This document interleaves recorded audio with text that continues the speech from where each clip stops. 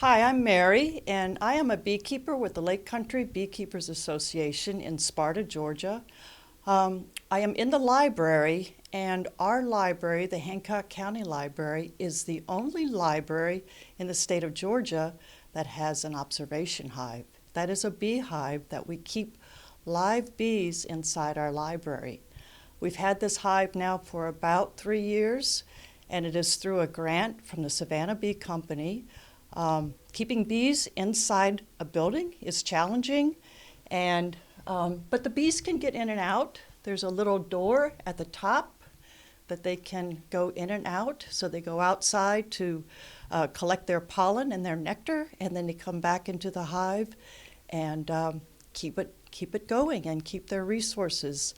It's very fun to look at because you can actually see the bees up close, and it is a wonderful resource for our library. We do lots of programs with children and adults to teach them more about the importance of pollinators. I want to talk to you today about the 3 classes of bees in the hive.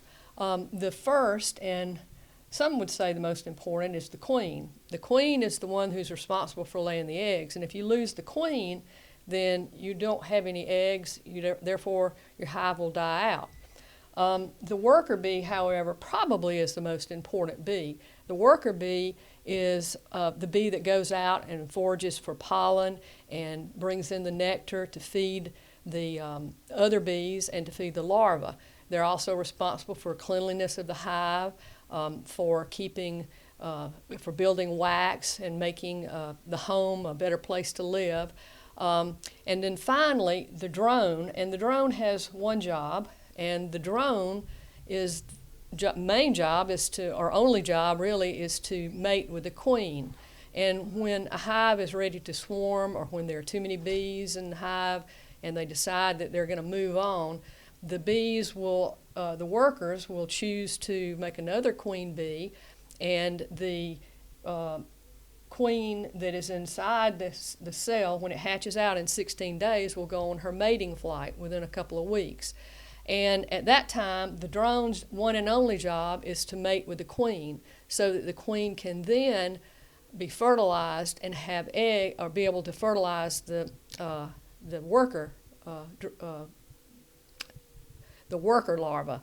And so once the poor drone mates, it drops dead, and that's the end of the drone's life. But the drone has to be there, or there won't be any more queens.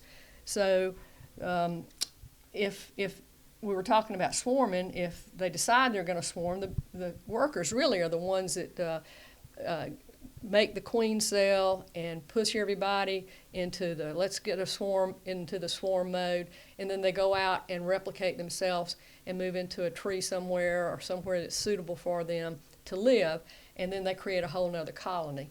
So that's how bees work, and they're lots of fun. You wouldn't think about it, but when bees are flying all around your head, it's really very calming.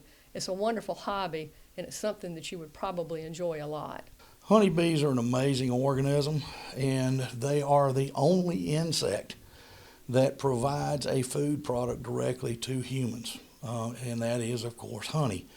We use a lot of different things out of a colony of bees. They produce beeswax, which is used industrially for everything from lost wax casting to waterproofing, and then cements and glues, also in medicine.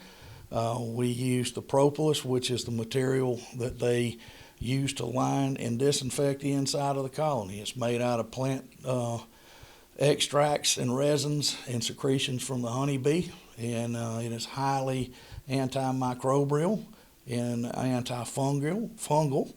And it's been used since way back in Chinese were using it 4,000 years ago in their medicine. But bees are an amazing creature. They do the lion's share of our pollination. Without them, we would have greatly diminished crop production and crop efficiency, especially in things like vegetable crops. When you talk about cucumbers, watermelons, cantaloupes, they have got to have a pollinator, and honeybees typically are our pollinator. Our fruit crops, people say we would die without honeybees. We wouldn't. but we would have an awful bland diet. We would be left with cereal grains, corn, wheat, barley, rye, oats, and so we would eat a lot of oatmeal and cornmeal and other things like that without honeybees. They are responsible for what I like to term as the bright part of our diet. All these fruits and vegetables that give us diversity in our diet, we can thank these ladies right here for. They also are primary for food security. If we didn't have them as pollinators, we would not have the food security that we have as far as productivity and being able to produce multiple varieties of highly nutritious vegetables and fruits to come into our diet. Just an absolutely amazing creature for us to have and depend upon.